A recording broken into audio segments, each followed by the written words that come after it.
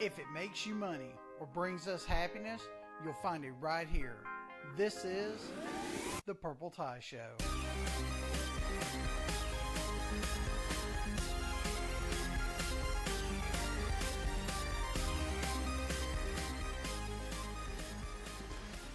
Welcome to the show. I'm Robert Martin. And I'm Blake Singleton. And today's podcast, we are going to make it a little more educational than informative. Informative?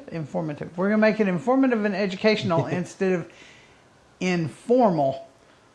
Whew! You know what? Let's get started. Today we're going to be going over websites. And we're going to talk about the ins and outs of start to finish getting a website for your practice, your business, for, you know, those things. Dude, I have a cup of coffee because I literally was sitting here. It is 2 o'clock on a Monday, and we are so close to just passing out, and I don't know why. We haven't even eaten lunch. Dude, so here's the thing. Like, I've had no excitement today. The postman hasn't driven by. UPS is avoiding us like the plague because it's Labor Day, right? Yep. Labor Day weekend. Yep.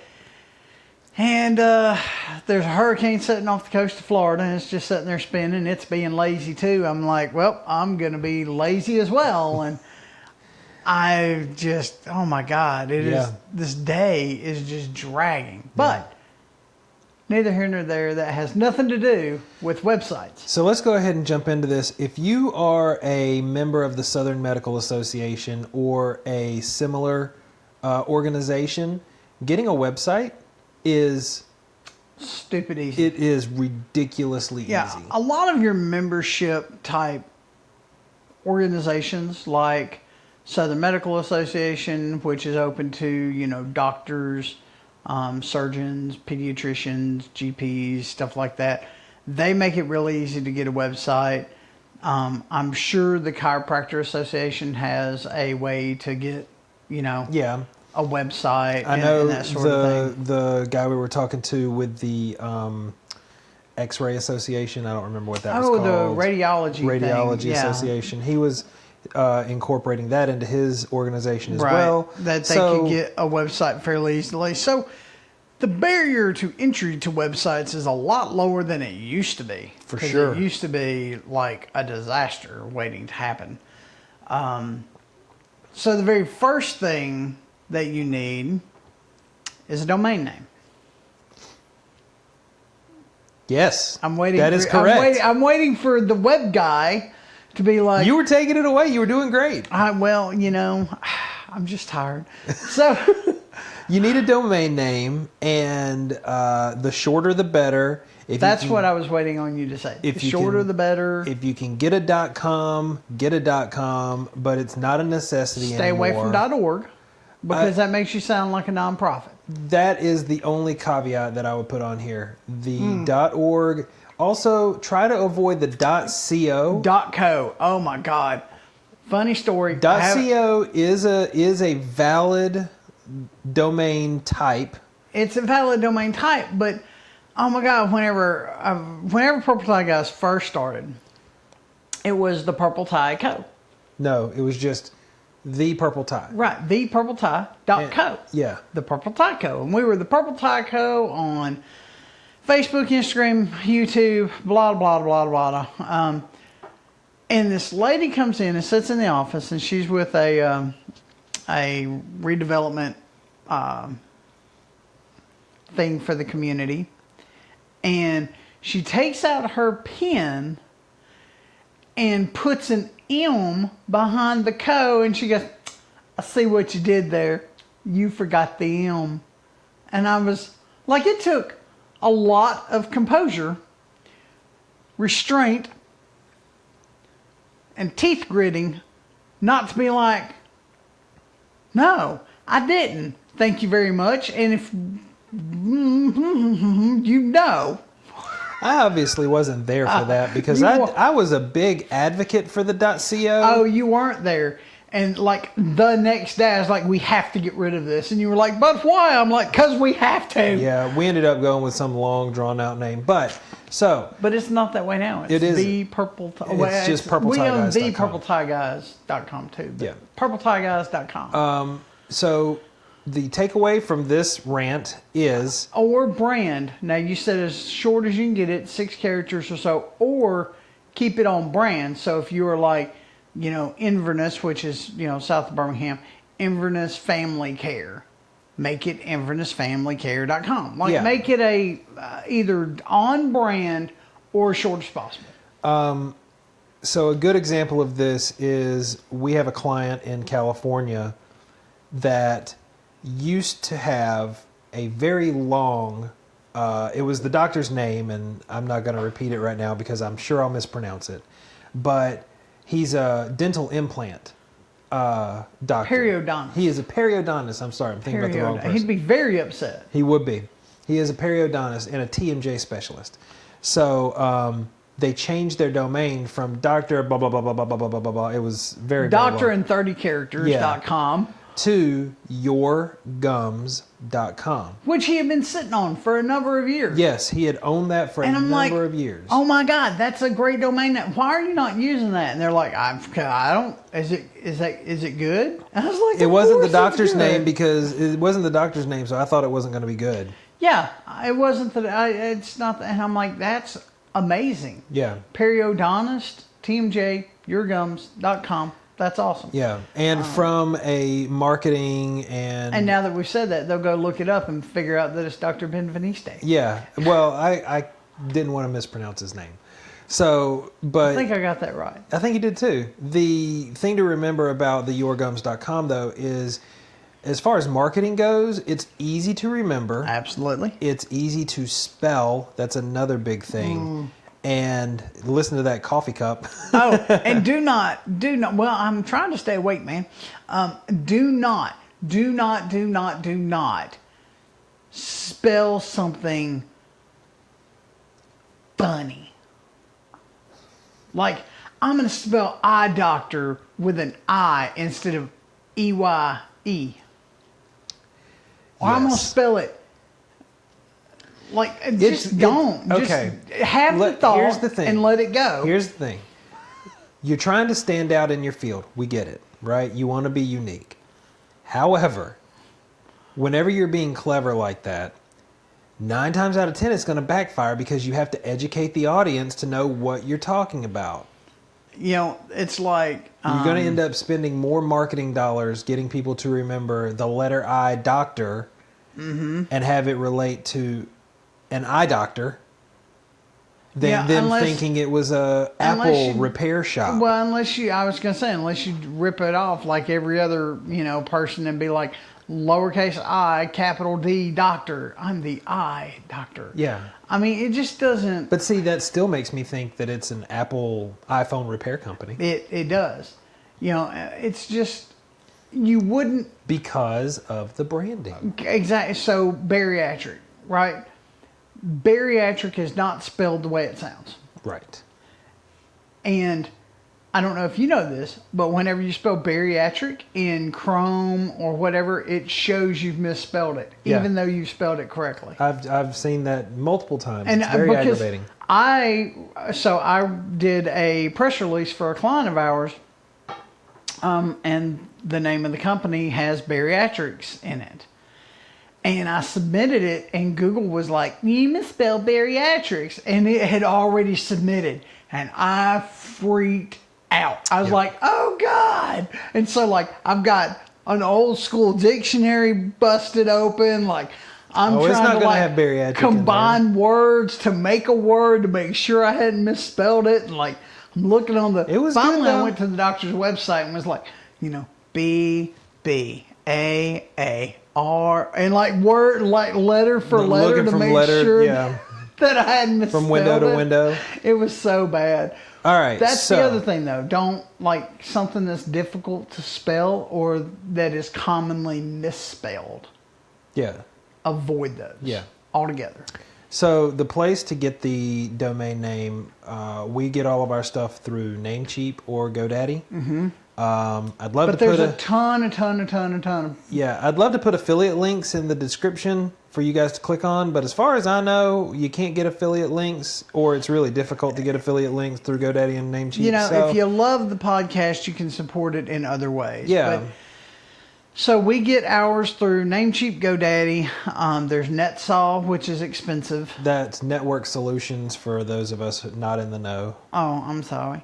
And then you've got Bluehost There's and HostGator. lots. Google will actually let you buy. You can buy domains names now. through Google. You can go straight to the ICANN website and register straight through the Internet Association. Straight through the internet. I don't remember what the ICANN stands for, but you've got to pay them a fee every time you purchase the domain. And yearly, and it's a yearly fee. It is a yearly fee, but you can purchase them in blocks of like 10 or something. You like can. So here's the thing to remember on purchasing your domain name.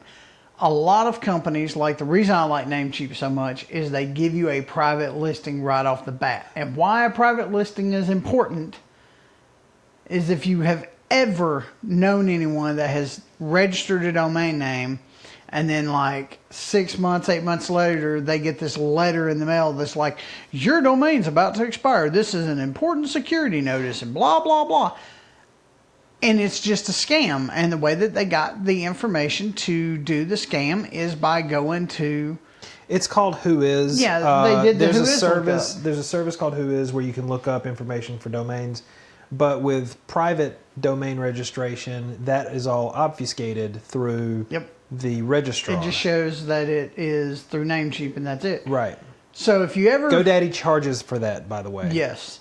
So if you ever wanted to know who owns a domain, you simply go to whois dot, and pretty much any hosting provider out there, but whois.godaddy.com will take you to their Whois, and then it will give you like the name of the person who registered it, their address, and everything else. Yep.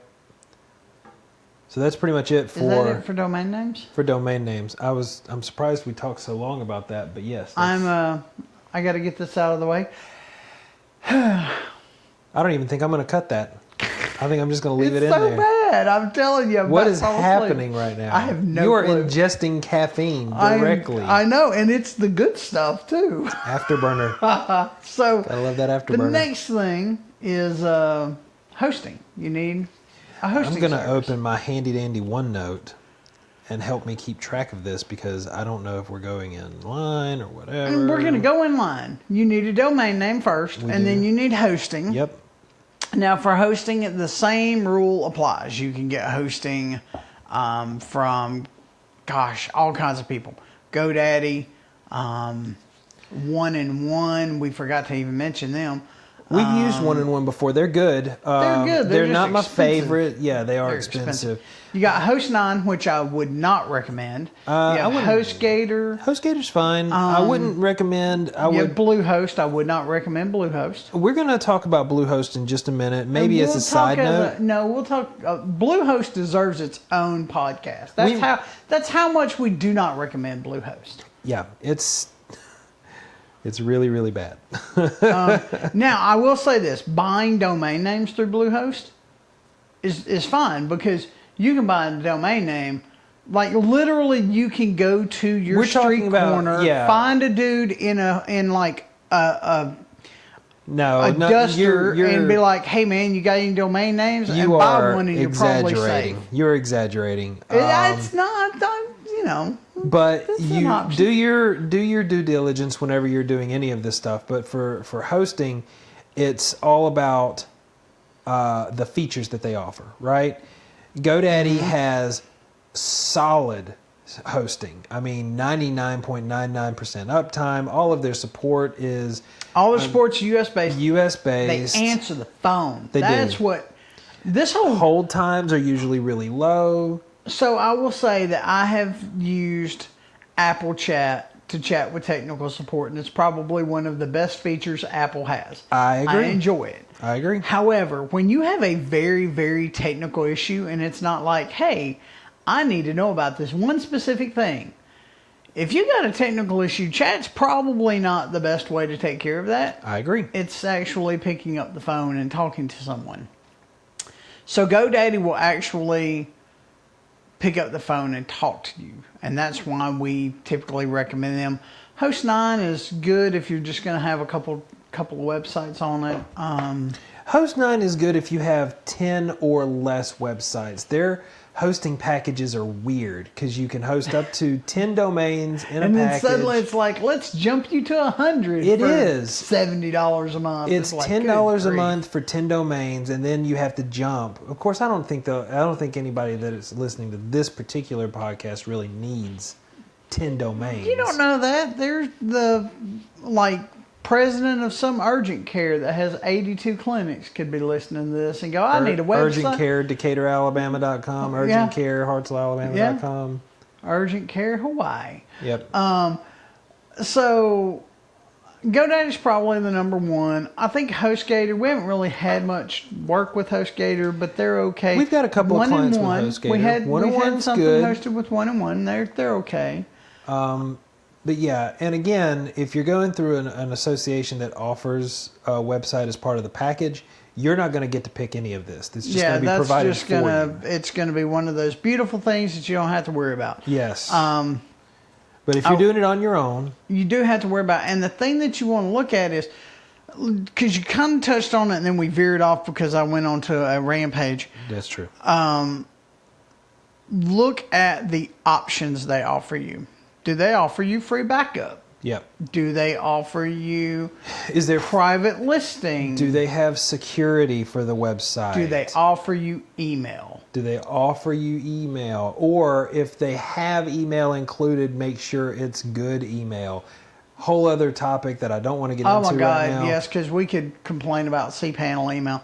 If you are ever looking at a hosting platform and they use the term cPanel and the letter email, C and the word panel and the word email in the same sentence, run as if your life depended on it. It's not that bad. You can still use it to host your website, but it is not worth the headache that is involved in now if you're cPanel email. Just going to forward emails. Nope, not even forwarding. Really? Nope.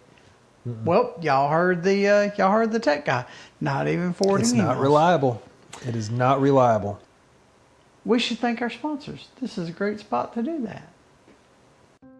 Does your practice suffer from weak patient flow? Purple Tie Guys may be right for you. Purple Tie Guys is the most effective way to fill your waiting room with new patients. Clients usually see significant improvement in as little as 30 days. Since I began working with Purple Tie Guys, my stream of new patients has never been stronger, and my waiting room is packed. Side effects may include swelling of the waiting room, increased happiness, and a better bottom line. Serious, less common side effects include sports cars and Swiss bank accounts. If you experience patient flow that lasts more than 8 hours, hire additional staff and tell your marketing advisor immediately. Increase your patient flow with Purple Tie Guys. No contracts, just results.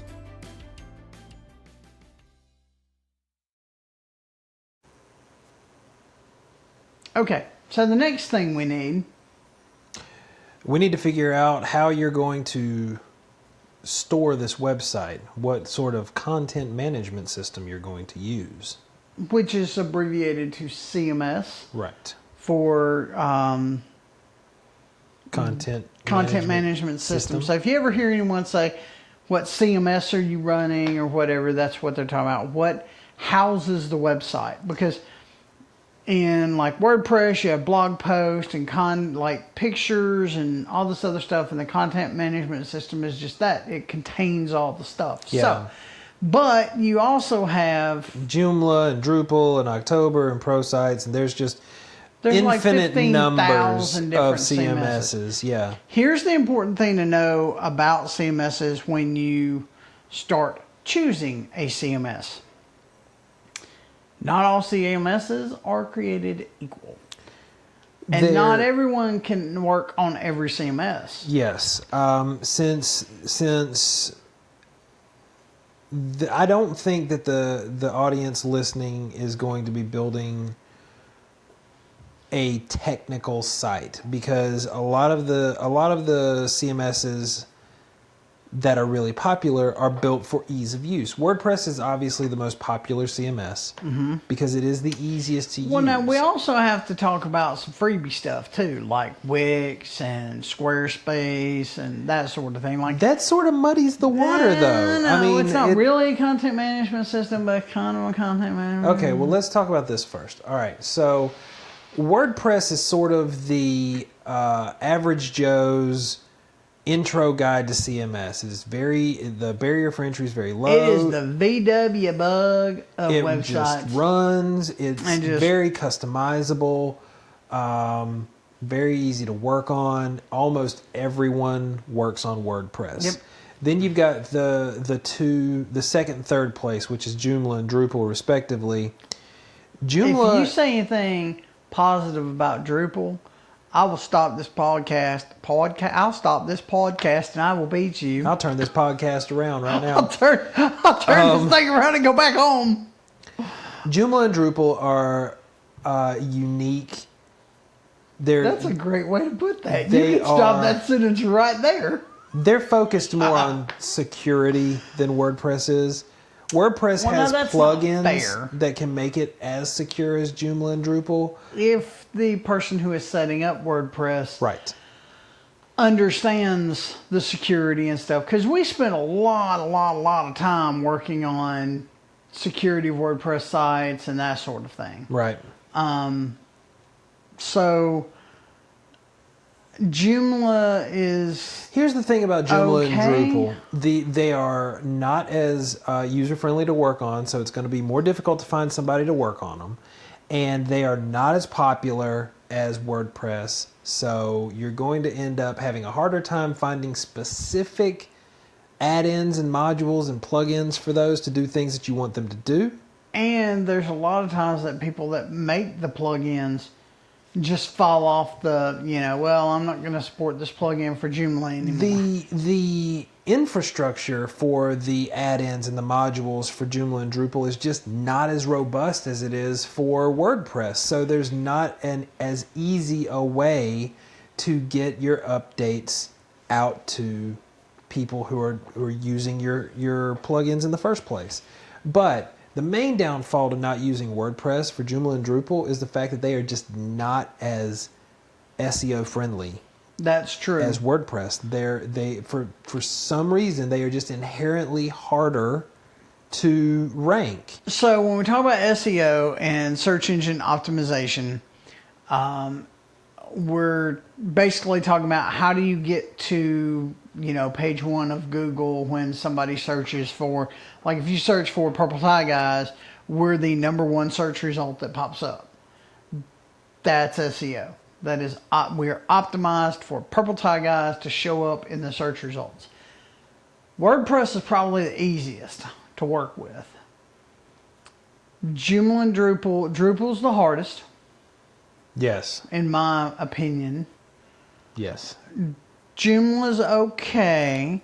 And here's the nifty thing, and this is why you really need to, even if you are like, man, I'm going to build this website myself and it's going to be awesome.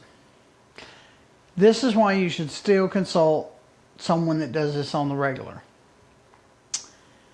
What happens, Mr. Tech Guy, when the infrastructure of the hosting company isn't up to date and you try to install the latest version of WordPress or something like that?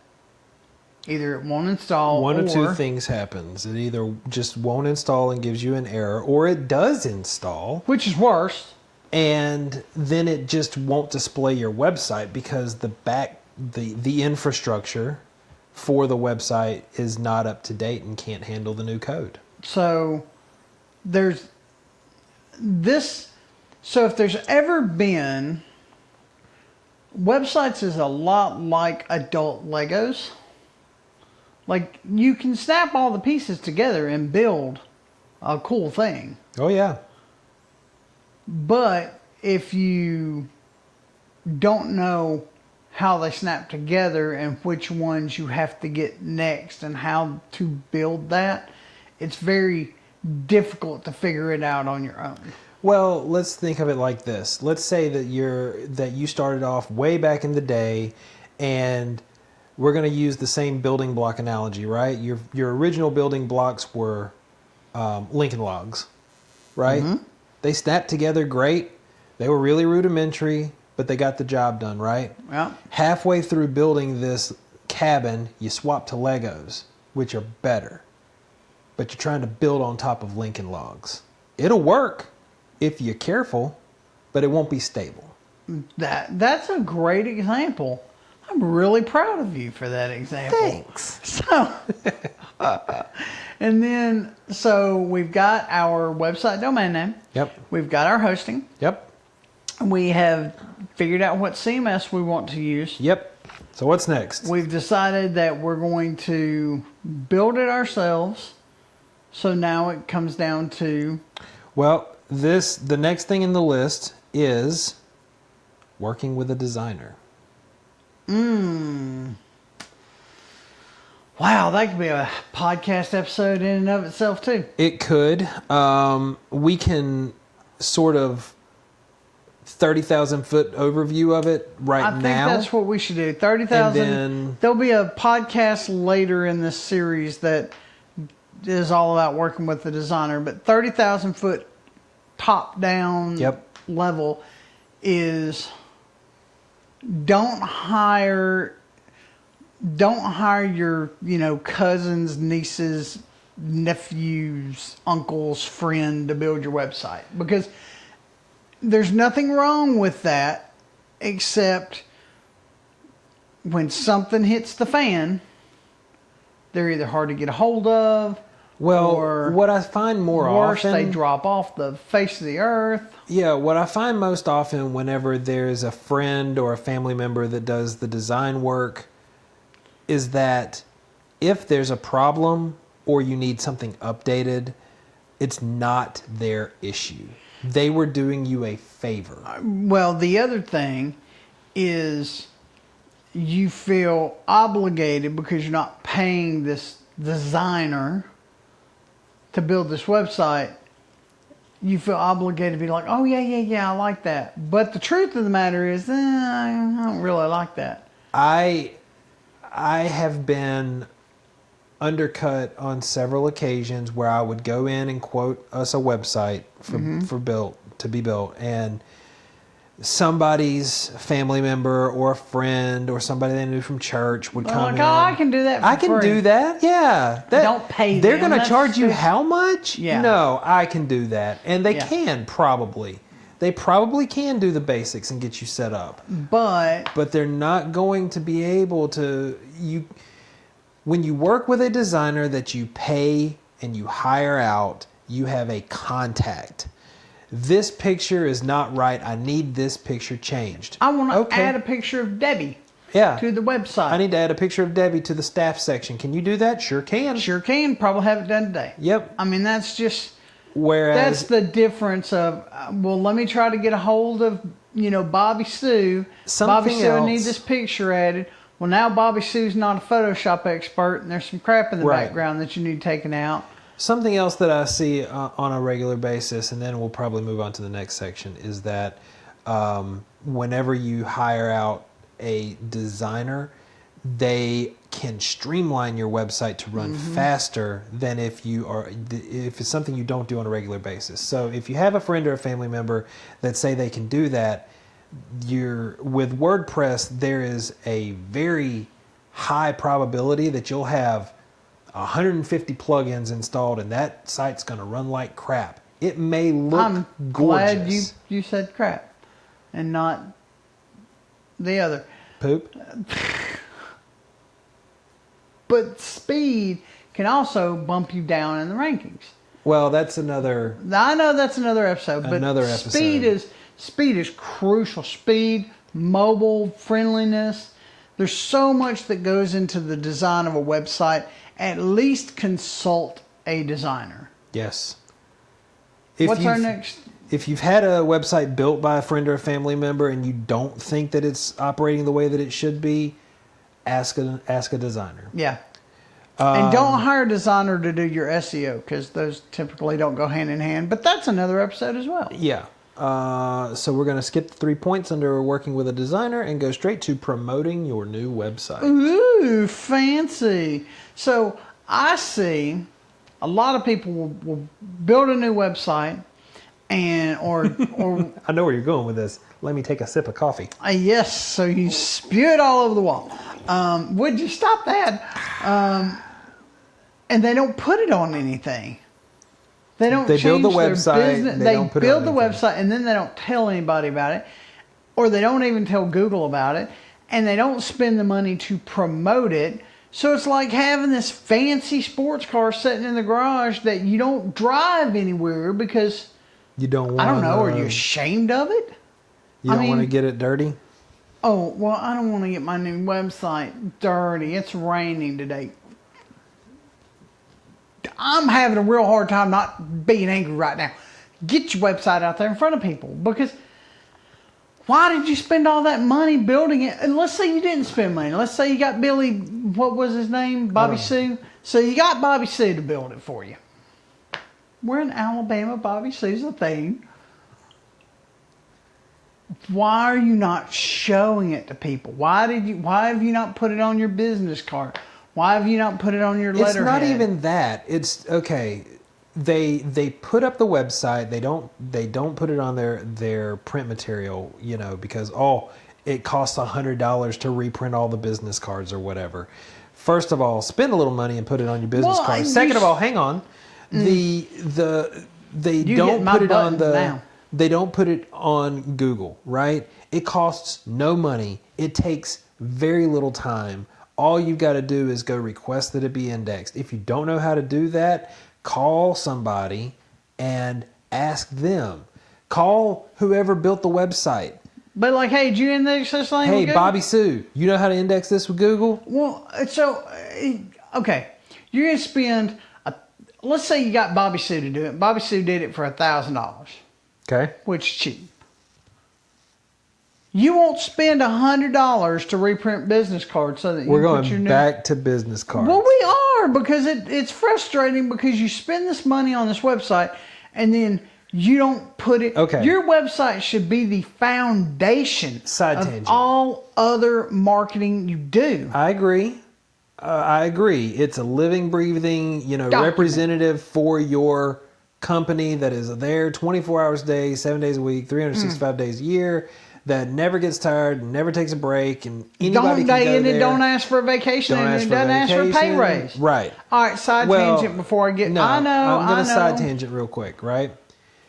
You have a real issue with print materials. You like your variety of print materials, right? Oh, this hurts. No, hang on. There's a point. There's a point.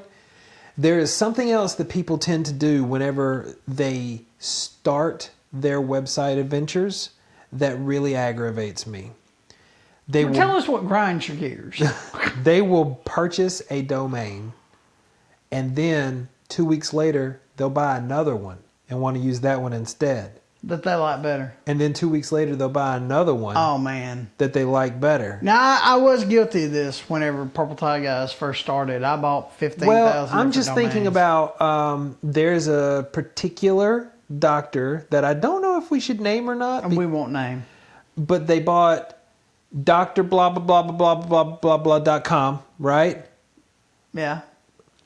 And then they bought a shorter version of that exact thing, And then another and shorter then version. even shorter version with just the doctor's last name. Yep. And I was like, how did this happen? Because you've obviously committed to that first domain name that you purchased. And then And it's you like, can't, there's no point in trying to market and advertise the other domain names unless you're going to commit to your shortest one and And have put that that your on all go-to. your printed materials. and then use the other ones to track campaigns. And then just forward to the long domain that you purchased initially. Let's say, you have, and this is a topic for another day, but let's say you got... so many topics for other days. We have purpletieguys.com, and then you have ptgs.me, and then you have ptgsites.com. Like, we have a few. We have purpletieguys.net, But agency. there are specific uses for all of them. So you take purpletieguys.agency and you run an ad campaign using that website, Right. and then you track the statistics off that one. That makes sense. But just to get a new one, just to shorten it, by 3 characters or whatever, and start over, it's just that's not a smart move. So what's your? Are we on the final one? I don't even think we really addressed that. It was promoting your new website, and we started talking about putting it on your. Well, tell it to people. Drive it. It's like a sports car. I feel like these last 3 points, because we're going to go over this last one real quick, but they all need their own podcast because I just don't think there's enough time. No, probably This would be a not. 4-hour podcast if we talked about this. All right, so last point. We'll come back to promoting your new website at a later time. In another podcast. In another podcast. That's going to be the name of this podcast. In another podcast. So, last point is how to make your new website work for your practice. But this one I think is fairly straightforward. It is. So be sure to include stuff like new patient documents so they can, download them, print them, fill them out. Include a frequently asked questions section. Include before and afters if it's appropriate. If it's appropriate. If it's appropriate. What to expect. Like, what should you expect your first visit? Parking, if there's anything weird, like, hey, we're in the Vanderbilt Plaza and you can't park on this level because you'll get towed away. Yeah. Park on this level, or if parking is accommodated here, or, just special things that they need to know about when they come see the doctor for the first time. And I'm a big fan of automating as much as possible. I realize that it's sort of hard to do for a medical practice. Yeah. But automated chat features are a big time saver for staff. So if you had somebody whose job was to answer the phone and answer chat, that's all you would. They would have a full-time job at that point. That's a full-time job. Answer chat, answer the phones. The other thing you mentioned, the forms, right? New patient forms. Yeah, new patient and stuff like forms. that. Yeah. The thing that people tend to do whenever they're building a new website that really aggravates me is they will hide that contact information. Oh man. Bottom of the page on some far-flung page. I thought you were about to drop another word. At the end of the menu, I am better now than I was when we started this podcast. That is very, very true. You've matured with age. I'm old. Yep. What was I talking about? See, so they hide the contact. They hide the contact information. In the business, there's this thing called bounce rate, right? Mm-hmm. Purple Tie Guy's bounce rate is awful. But that's because people are looking for one of two things: our email address or the phone number. And that is the very first thing they see whenever they go to the website. So if that's all they're looking for, they're going to go to the website, get what they need, and then close the website. Yeah. Have a click to call button. Have a click to call. Have your hours. Yes. Have a contact form where they can send you a question. Yes. And if you're one of the types of doctors that can have a drop-down list of all of the things that you perform. I'm thinking of a specific chiropractor's website that's got a list of things that he does, a list of the back cracks. I don't remember what they're called. The back cracks? The back crack, the bone cracks. So you got the back cracking. You got the, cracklins. Oh my God. But, just have a list of things for people to pick from, because guess what? People, if you give them too many options, they'll going to be paralyzed. Yep. They will choose none. So you don't give them an open-ended thing. You don't ask them too many questions, but you ask just enough to get the information you need. Yeah? Yeah. So the only option for this is if you like this podcast to share it with a friend. Yeah. Find us on Facebook. Subscribe. Yeah. You Subscribe can to our find, YouTube channel. That would help us out a lot. You'll find the podcasts on the YouTube channel eventually, I'm sure. Yes. PurpleTieGuys.com. Purple Tie Guys everywhere. You can get this On podcast the web. wherever fine podcasts are sold.